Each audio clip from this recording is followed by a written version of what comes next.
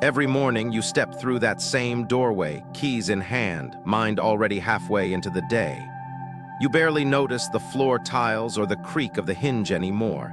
It's just a door, familiar, ordinary, harmless. But what if I told you that very door might be where everything began to unravel? In homes where children stop listening, where couples start sleeping back to back, where the money arrives but never stays, the problem isn't always inside the bedroom, the kitchen, or your wallet. It often begins at the entrance, the first breath your house takes every day. Feng Shui, in its quiet wisdom, has long taught that the front door isn't just wood and metal. It is the mouth of energy, the first gate between the seen and unseen. And if that energy is disrupted, the rest of the house, no matter how clean, decorated, or loved, starts to fall out of rhythm. Just like a body breathing through a blocked nose, your home begins to suffocate. Slowly, silently. This is not superstition. It is cause and effect. You wouldn't drink from a dirty cup, yet you may have been letting your entire life drink from a poisoned opening without knowing it. So I ask you now, not with fear, but with awakening. When you open your front door, what actually walks in with you? Warmth or weight, peace or pressure? And more importantly, has anyone ever taught you how to let your home breathe right? Let's begin there, at the doorway you thought you knew. Number 1, a house that can't hold on front door and back door aligned. You might think it's harmless. You open the front door and see straight through to the back, an open layout, a pleasant breeze, maybe even a view. It feels spacious, uncluttered, free. But in Feng Shui, that very openness is the quiet undoing of everything you've tried to build. A home like that doesn't hold on to anything, not peace, not money, not love. When the front and back doors align directly, energy flows like an arrow shot through a tunnel. Kai enters and exits without pause, like water poured into a bottle with no bottom. At first, it's imperceptible. Life still moves forward. You still eat meals, go to work, greet guests, but gradually you notice the shift. Money comes in, but it slips through your hands. Projects begin, but never quite finish. Your partner becomes distant. Conversations feel shallow. The laughter that once echoed in your kitchen grows faint, as if the house has forgotten how to hold joy. This layout, known as piercing Kai, destabilizes the energy field of your entire home. In traditional cultures, elders would walk into a house like this and say, no matter how rich they become, they won't stay rich. No matter how happy they are, it won't last. It's not a curse, it's physics of the invisible kind. A house built to release as much as it receives can never accumulate blessings. It becomes a place of constant leakage.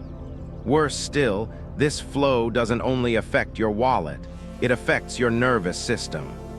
People who live in homes like this often report feeling chronically unsettled, tired but unable to rest, present but not grounded, surrounded by loved ones yet emotionally alone. The house becomes a place you live in but don't truly belong to. And when energy escapes faster than it can settle, emotional bonds fray like cloth worn thin. Spiritually, this kind of alignment leaves the house wide open, too open. There's no energetic boundary, no filter, no container. It's like living with all your windows open in the middle of a storm.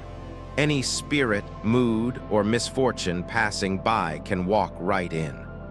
These homes are more prone to gossip, misunderstandings, even sudden illness. The sense of vulnerability isn't imagined, it's embedded in the architecture itself. But the tragedy is just in what's happening, it's in how few people realize it. Many simply accept their instability as bad luck, personal failure, or just the way life is. They decorate more, they clean obsessively, they blame their jobs, their spouses, their children. All the while, the invisible current between their two doors continues to carry everything good out into the street. So what can you do? You don't need to tear down walls. Energy, like water, just needs guidance. A well-placed screen, a tall bookshelf, a row of plants, these aren't just decorations. They are energetic breaks. They catch the flow, slow it down, allow it to swirl and settle. A low wooden altar placed between the two doorways can act as a spiritual dam, helping fortune stay anchored. Even hanging sheer curtains or adding a rug with a grounding pattern can change the way your home breathes. The goal isn't to block, but to contain, to teach your house to hold, not just pass through. When energy slows, it lingers. When it lingers, it nourishes.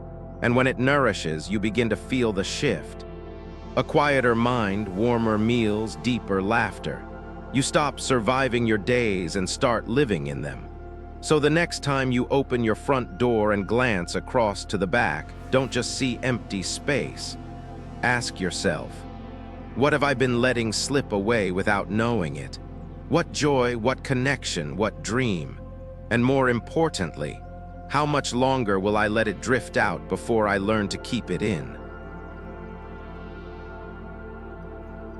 Number 2, the spear at your chest, door facing a road or long hallway.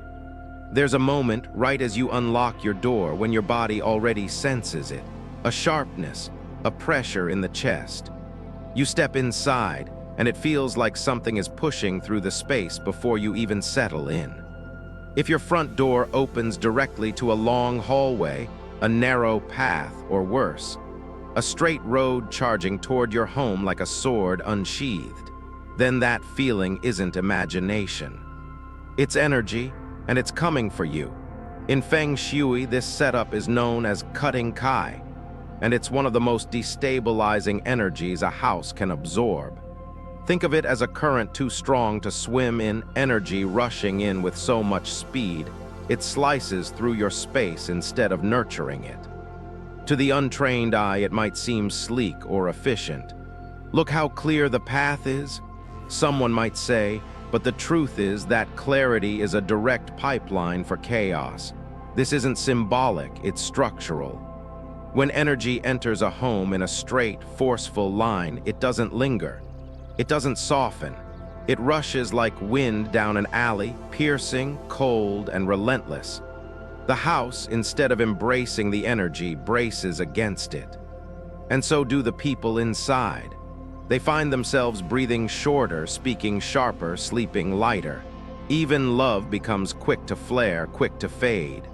It's a home where nervous systems stay on alert, where peace can't settle, where guests feel awkward without knowing why, and where family members grow irritated without a cause. Children in homes like this may act out, restless and reactive. Adults feel as if they're always behind on something. Conversations escalate over small things. And in relationships, one partner may withdraw while the other feels constantly misunderstood. Because when energy doesn't circulate gently, neither do emotions. But it gets deeper. If the door faces a busy road, especially one that curves inward or channels constant motion, foot traffic, bikes, cars, then you're not just inviting speed. You're inviting unpredictability. That movement outside becomes a wave your home cannot calm. What comes in carries the energy of rush, haste, and sometimes accident. In spiritual terms, this kind of energy leaves your home exposed, like an open wound to the noise and turmoil of the world. Elders used to say, "A house pierced by a road is like a heart pierced by a blade. It beats, but it bleeds." And yet many live in such homes unknowingly, decorating with the best intentions, adding art, lighting incense, sweeping every morning. But none of it holds if the force entering the house is too harsh. It's like watering a plant while exposing it to a storm. It can't grow. It simply tries to survive. So what do you do when your door faces a spear? You soften the blade. The goal is not to block, but to redirect, to break the straight line, not with concrete, but with care. A tall plant placed slightly to the side of the entrance. a sheer curtain that sways in gentle rhythm. A wind chime not just for sound, but to disperse what comes rushing in. Even a painting, soft-toned, nature-themed, placed directly in line with the doorway can act as a spiritual shield. If the hallway outside your apartment runs like an arrow toward your front door, consider a rug that breaks the visual flow, or a screen just inside that turns the energy sideways before it goes forward. These aren't just decorations, they're acts of protection. Quiet armor, gentle redirection. Feng Shui isn't about stopping life, it's about teaching it how to arrive more kindly. And if your door faces a street, make sure it's well lit, not blinding but warm. Add greenery on either side if possible. Let your entrance feel like a welcome, not a collision. Because the doorway isn't just where we enter, it's where we return. It should never feel like walking into a battlefield. It should feel like exhaling. So tomorrow, when you return home and reach for the handle, pause. Notice the path leading to your door. Is it calm, or is it cutting? And if it is cutting, what part of your life has been bleeding quietly because of it? Now is the time to place softness where life has been too sharp. Your heart and your home deserve that shift. Number 3. The exit that greets you, facing stairs or elevators. There's a certain unease that lingers when the first thing you see upon opening your front door is a staircase, stretching up, or an elevator waiting with its doors slightly ajar. You might not notice it at first. Maybe you chose the unit for convenience, or the design seemed modern and efficient. But that unease, the subtle sense that something is always pulling away from you, is no accident. It's the energy of departure. And when your entrance faces an exit, your life begins to echo that motion. In Feng Shui, this configuration is more than a design flaw. It's a constant message. Move along, nothing stays here. When stairs or elevators face your door, they create a suction effect. Energy is drawn outward or upward before it ever has the chance to rest within your home. Like steam escaping from an open pot, the warmth of luck, love, and peace dissipates before it can be absorbed. Think about it, you work hard, yet results seem just out of reach. Opportunities arise but vanish before they ripen. Plans begin with hope but end without closure. You might feel as though life is always on the verge of changing, but never quite stabilizing. This is the rhythm of escape, and over time it imprints itself on your emotions. Restlessness becomes your new normal. Spiritually, this layout creates a disconnection between the body of the home and its spirit. In traditional Vietnamese homes, staircases were always hidden or curved, not to be seen at first glance. Elevators didn't exist, but the wisdom remains the same. What pulls you away from grounding should not meet you at the point of arrival, because that first glance matters. It sets the tone not just for how energy enters, but how the soul of the home receives. And what happens when that greeting is rushed, cold, or in constant motion? You stop feeling at home. The elevator's mechanical hum, the metal doors opening and closing throughout the day, it mimics the energy of instability. It invites a sense of transit, of always leaving. Even in silence, its presence speaks. Things don't settle here. It's no wonder that people living in homes like this report feelings of anxiety, indecisiveness, and emotional fatigue. They move through their days like passengers waiting for their real life to begin somewhere else. For couples, this layout can lead to misalignment, one person rising in ambition while the other feels left behind. For children, it creates a pressure to perform or to escape. The very energy field of the house feels stretched, like a rope pulled too tight. Nothing roots, nothing rests. But here's the most dangerous part. We normalize it. We blame it on stress, on work, on age. We never consider that the repeated daily act of walking into an energy exit is quietly training us to expect loss, not presence. And so, our homes, meant to hold, to contain, to cradle, become places we pass through rather than return to. So how do you reclaim the threshold? With softness, with stillness. Place a wide-leaf plant between your front door and the stairs, not just as decor, but as a gentle pause, something to say, stop, settle, stay. A shoe cabinet with a warm wooden tone can anchor the entry. For elevators, a sheer curtain or fabric panel hung just inside the door can serve as a subtle veil, breaking the direct line of energy. You might even add a hanging charm or bell, a gentle sound that resets the rhythm of return. Lighting matters, too. Avoid harsh white light near the entrance. Instead, use a soft amber bulb like the kind in cozy tea shops, inviting, grounded, human.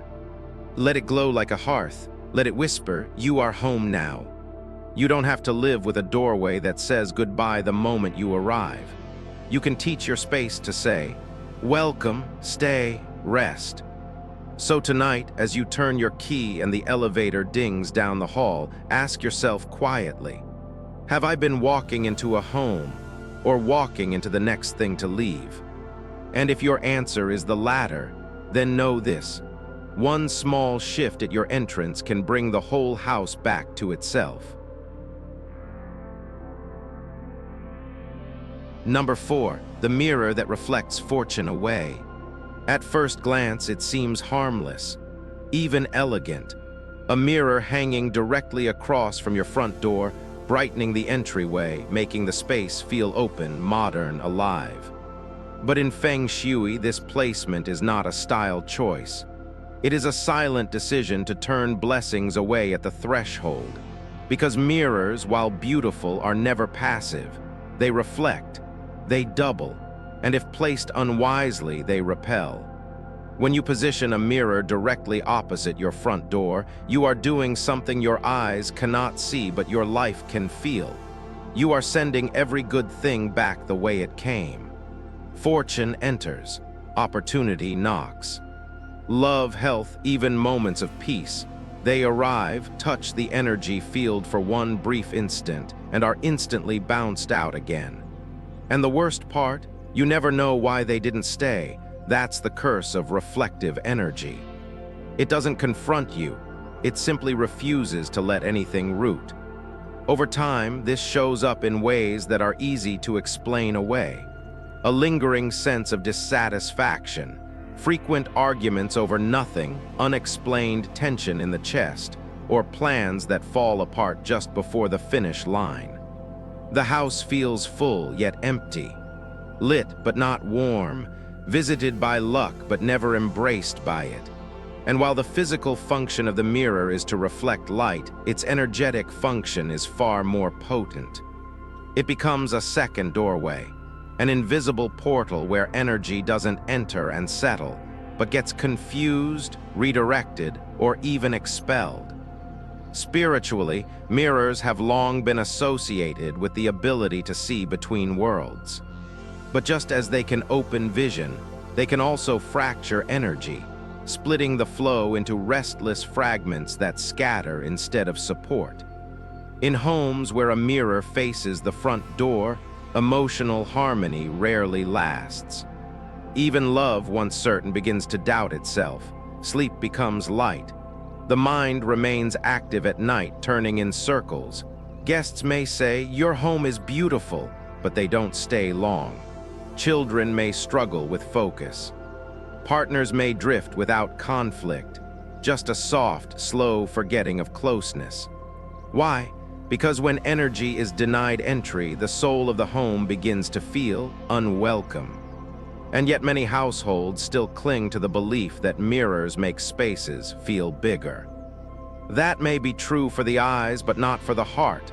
The heart doesn't need more visual space. It needs safety, warmth, containment. And Feng Shui teaches that containment is sacred. What cannot be held cannot be healed. So what's the answer? Must the mirror go? Ideally, yes, The best solution is to move the mirror to another wall, somewhere it can reflect light, life, or beauty, but not the mouth of the home. Let it reflect a plant, a piece of calm artwork, or the soft movement of curtains in the breeze. Let it be a channel for expansion, not rejection. But if moving it is not possible, you still have power. Cover the mirror with a soft cloth at night, just as you would draw a curtain over a window. Treat it not as furniture, but as an energetic gate. Or soften its edge with a sheer fabric that diffuses its surface, muting the sharp return of energy. Place a leafy plant in front of it, not to block, but to temper. To say, slow down, stay a while. Most importantly, ask yourself this: what does this mirror face? If it reflects clutter, disorder, or a dark hallway, then it is doubling those qualities into the very breath of your home. But if you change what it reflects, you change what it speaks. A mirror is not your enemy, but it must be guided. Because when the first thing energy meets is its own reflection, it gets confused. It pauses, it pulls back, and so does the life trying to enter. So tomorrow, when you open your front door, don't just look through it, look at it. What meets your gaze, a path inward or a push away? And if the mirror stands there, ask it, silently, softly, what it has been reflecting back at you all this time.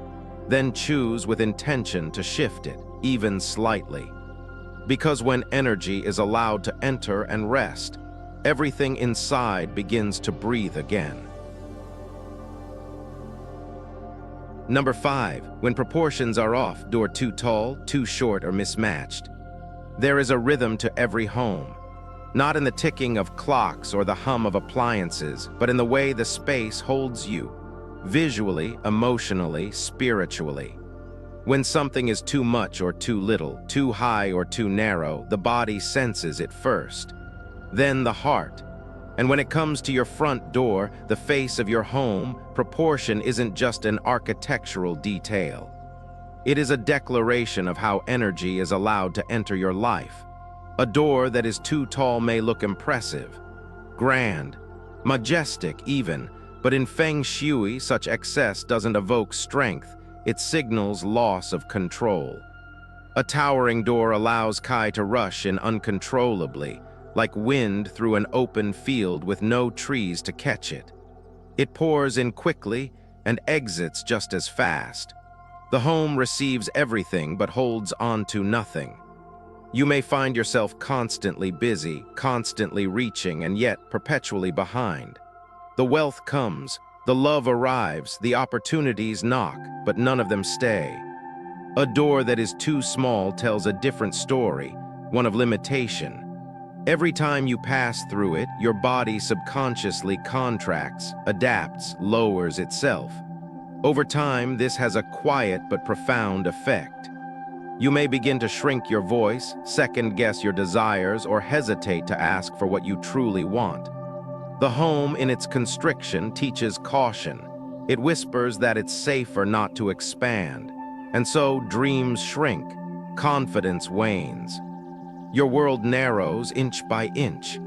And then there is the door that doesn't match the rest of the home, not in size, not in style, not in intention. A mismatched door creates energetic confusion. Like mismatched footsteps on a drum, the rhythm of the home breaks. The energy doesn't know whether to stay, go, rise, or fall. And so life inside becomes erratic. You clean the house, but the feeling of messiness returns. You organize finances, but the numbers never balance. You make plans, but they fizzle before action. It's not about bad luck. It's about incoherence at the entry point. Culturally, traditional builders were meticulous about door proportions. In Vietnamese ancestral homes, the doorway was chosen based on the head of the household's energy, age, vocation, elemental compatibility. A door was never just a rectangle. It was an offering, a mirror, a promise to heaven that this household knows how to receive. When the proportions are off, the home doesn't know how to receive, and neither do the people living inside it. It's easy to dismiss these things in modern life, to say it's just a design trend, or we chose it because it looked good in the catalog.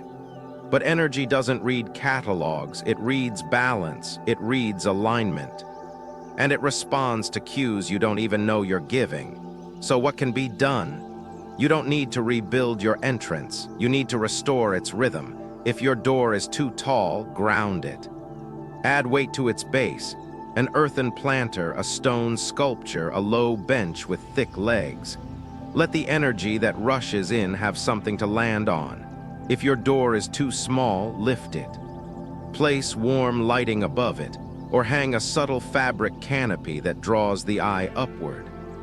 Add a bright welcome mat that expands the doorway visually, as if the entrance begins even before you cross it. If the door feels mismatched, harmonize it. Frame it with elements that echo the soul of the house. A texture, a color, a motif repeated inside. If your home is wooden and your door is all glass, bring in wood trim or brass fixtures. Make the door part of the story, not a contradiction.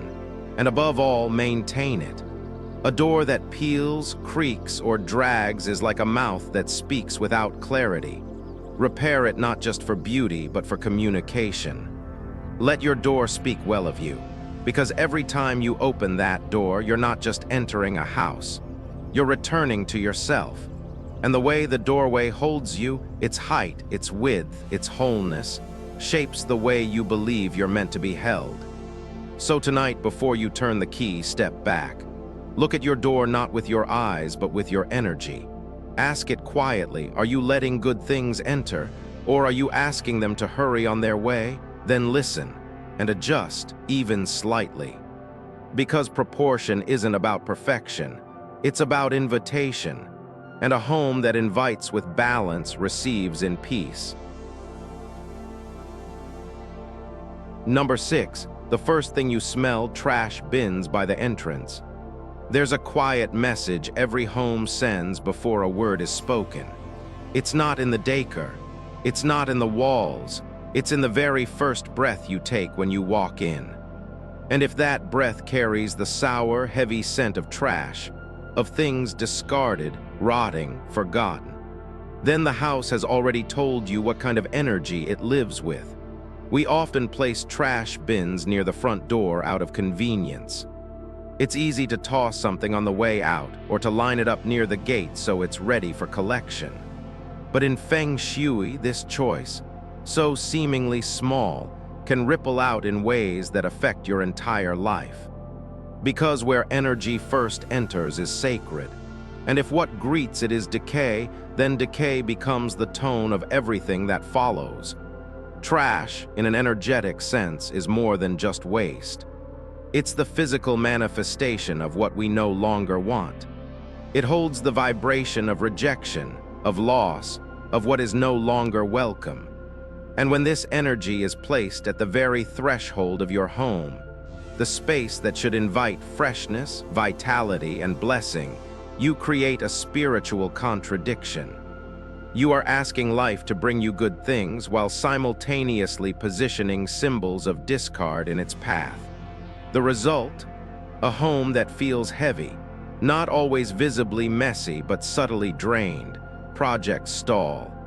Conversations repeat without resolution. Money arrives but seems harder to keep. There's a fog over the family, not loud or dramatic but persistent. A sense that everything is a little harder than it should be. And emotionally, it wears on you. Every time you leave the house and the last thing you see is a trash bin, your energy begins its day facing downward. Every time you return and that's what welcomes you, your nervous system subtly retracts. You may not notice it consciously, but your spirit does. Over time, it adds up to irritability, fatigue, disconnection. In spiritual traditions, the entrance to a home is often blessed, swept, or lit with incense. Why? Because it is seen as the mouth of the home, the place where heaven and earth meet, where your outer life becomes your inner life. Placing trash here is like placing shadows on your own threshold. But there is good news. This is one of the easiest energetic mistakes to correct. Begin with respect. Move the bin, if you can, even a few feet away. Let it live in a space that is tucked aside, not in the line of entry. If space is limited and it must remain near the door, cover it. Not just with a lid, but with intention. Place a small screen, a decorative panel, or even a healthy plant in front of it, something alive to interrupt the signal of decay. Make it invisible to the eye and the mind. Clean the area frequently. Let it smell of citrus, eucalyptus, or lemongrass, scents that lift the spirit and clear stagnation. Consider placing a salt bowl or a cleansing crystal near the entrance to neutralize any remaining heaviness. And most of all, choose what you see first. Let it be light. A vase of fresh bamboo, a spiritual symbol, a quote that speaks to your purpose. Because in the end, your home becomes what it welcomes.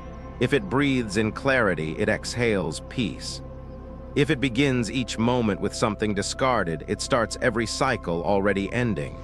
So tonight, step outside your front door. Walk in again, slowly, consciously. Notice what your nose meets first.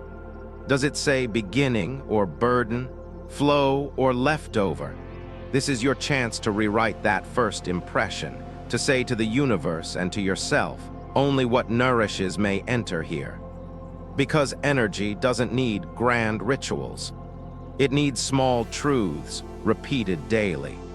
And when the first scent your home inhales is light and clear, everything else begins to rise with it. Number 7, the door that silently wounds glass, arches, or broken frames. Not every wound bleeds. Some live in silence just beneath the surface. And in the world of energy, some of the deepest wounds are found in the places we pass by every day without noticing. The shape of a doorway, the cracks along its edge, the glass that seems to sparkle yet never protects. The front door is not just the entrance to a home. It is the guardian of everything within. It decides what enters, what stays, and what is quietly pushed away. So when that door is made of fragile glass, carved into a soft arch, or allowed to rot and splinter with time, the wound may not be visible, but the energy tells a different story. Let's begin with glass. At first, a glass front door seems elegant, clean, modern, inviting. But energetically, glass dissolves boundaries. It erases the sacred distinction between inside and outside. In Feng Shui, this transparency weakens the home's capacity to contain fortune, wisdom, or peace. Energy enters, but it also escapes. Worse, it becomes exposed. A glass door is like wearing your most intimate emotions on your sleeve in a room full of strangers. There is no filter, no protection, no mystery. Those who live behind glass doors often feel watched, unsettled, or vulnerable, even if they can't explain why. There's a sense of being too open, of being spiritually porous. Financial luck leaks. Relationships feel unprotected. The home becomes less of a sanctuary and more of a showroom. Now consider the arch. Arched doors, popular in certain design styles, carry a different energy. In many spiritual traditions, arches are symbolic of completion, endings, or passage into other realms. They resemble the tops of tombs, temples, or gateways to what has already passed. When placed at the front of a home, this shape quietly signals closure rather than beginning. Instead of inviting life, it echoes farewell. You may find that new projects hesitate to start, or that achievements come and fade. Momentum feels hard-won and short-lived. Life keeps circling back to the same starting point. And then perhaps most dangerously is the broken door, peeling paint, creaking hinges, warped wood. A handle that sticks or refuses to close properly. These are not small cosmetic flaws. These are symptoms of a deeper energetic decay. In Feng Shui, a damaged door is not simply unsightly. It is a mouth that cannot speak clearly, a threshold that groans with each greeting. It sends the message, this house cannot hold itself together. And soon the life within mirrors that message. You may begin to notice small misfortunes piling up, unexpected bills, tension in the marriage, a child's sadness that lingers. The house begins to resist repair. Nothing feels truly clean, nothing feels done. But the most painful part of this energy is that it doesn't scream, it whispers, it settles into the wallpaper, into the way you sigh when you enter, into the reasons you stop inviting people over, into the nights you can't explain why you feel alone, even surrounded by family. So how do you mend a silent wound? You start with reverence. If your front door is glass, add layers, a wooden frame, a fabric panel, a curtain that offers privacy while allowing in light. Create depth. Let there be a threshold again, something the world must pass through before entering your sacred space. If your door is arched, balance it. Use straight, grounded elements nearby, vertical plants, rectangular mats, a solid overhead beam. Let the symbolism of beginning re-enter the scene. Add a small plaque or spiritual symbol that evokes arrival, not closure. If your door is damaged, fix it. Immediately, sand the wood, oil the hinges, replace the cracked frame. Not because guests might judge, but because energy already has. And your home deserves to speak clearly. This is a place where good things are held with care. Place a symbol of strength near the entrance, an object that grounds you. A stone sculpture, a wooden carving, a guardian figure. It doesn't need to be grand, it needs to be intentional. Let it say, this threshold is watched, this family is protected. Because your front door is not just what you walk through. It is what your future walks through. And if that door is wounded, then everything trying to reach you must limp its way in. So tonight, run your fingers along the door frame. Listen to its creaks. Feel its surface. Ask yourself, not just as a homeowner, but as a guardian of energy, what kind of doorway am I offering to the life I wish to live? Then begin to restore it, not for the eyes, for the soul of the house and yours. Number 8, the door with no welcome, nothing beautiful to greet you. Sometimes it's not what's wrong with a door that drains the energy from a home, but what's missing.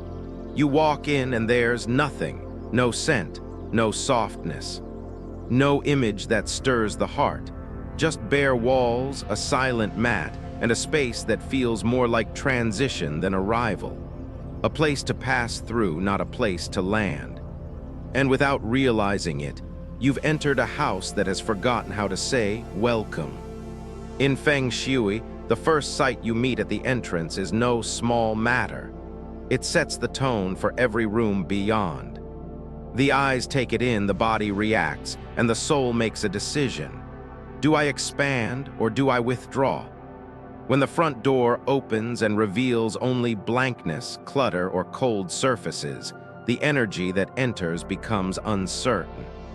It pauses, it hesitates. And just like a guest who walks into a house and isn't sure where to sit, fortune, love, and ease may hover at your doorstep, but not stay. This isn't about grandeur, it's about intention. Beauty, real beauty, is not about decoration, it's about invitation. A carefully placed symbol, a piece of art. A flower vase that hasn't been allowed to wilt. A light that glows, not glares. These small gestures create emotional permission for energy to settle. And when energy settles, life begins to bloom. But when there's nothing, when the entrance says nothing, the energy does not stay. And you start to feel it in your own rhythm. You leave the house in a hurry. You come back exhausted. You stop pausing to breathe at the door, and the home becomes a place of sleep, not of rest. Of eating, not nourishing. A station, not a sanctuary. Children raised in homes like this often grow up fast. Not in strength, but in detachment. They don't linger in the living room. They go straight to their rooms. Couples pass each other like ghosts. Meals happen, but without presence. You may even find yourself craving to be anywhere but home, even when there's nowhere urgent to be. And when there's nothing to greet you, eventually you stop greeting yourself. You stop checking in. You stop noticing the state of your heart. But here's the miracle. This is one of the easiest energies to transform. Look at the space inside your front door. What is the first thing your eyes meet? If it's a wall, hang something living. A painting of water, a print of koi fish, a branch of cherry blossoms, a woven quote that makes you breathe deeper. If it's a blank floor, place a soft mat. Not just any mat, a mat you chose. A mat that feels like a grounding breath. If you can't afford art, place a single fresh flower in a jar, even a sprig of basil or lemongrass from your kitchen. Let it smell alive. Light matters too. A soft light near the entry doesn't just illuminate space. It tells your nervous system, you're safe, you can arrive now. Avoid harsh white bulbs. Choose something warm, golden, like the glow of late afternoon sun. And most importantly, choose beauty you actually see. Place it at eye level. Let it be what you encounter, not just what you decorate for others to admire. Feng Shui teaches that the first impression of a home shapes all the impressions that follow. So offer your home and yourself something worth stepping into. Because when you open the door and meet something beautiful, even something small, your body softens, your breath deepens, your spirit recognizes, I am home. So tonight, before you close your door, look again, not with judgment, with curiosity. Ask yourself, what do I see first when I step into my life? And is it something that invites me to stay? Then choose one small gesture. A symbol, a scent, a light, let it live there, let it say without words. You belong here, life belongs here. Good things are welcome to stay. Because a doorway without beauty is a doorway without memory. But when you give it meaning, even the simplest one, it becomes a portal of healing. A space not just for entering, but for returning to who you truly are. Final. Tonight, before the world quiets and you turn out the last light, take one more moment. Walk to your front door. Don't open it, just stand there. Feel the space between you and the threshold. The quiet breath between inside and out. You've walked through this door 1,000 times, with arms full of groceries, with tired feet, with hope, with worry, with news. And yet, how often have you truly seen it? Not as wood or metal, but as a witness, a messenger, a mirror. Your door has kept your secrets. It has stood silent in your joy and your grief. And whether it was designed with harmony or shaped by chance, it has quietly shaped the way life enters your home. But now you know, and that knowing is powerful because you no longer have to let energy pass blindly. You no longer have to absorb chaos simply because it arrived. You can pause, realign, welcome with intention. You don't need wealth to do this.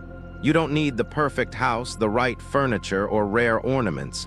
All you need is care, attention, a soft shift in how you greet your space and how it greets you. So tomorrow, when the sun returns and you open that door once more, ask yourself, what kind of energy do I want walking in with me?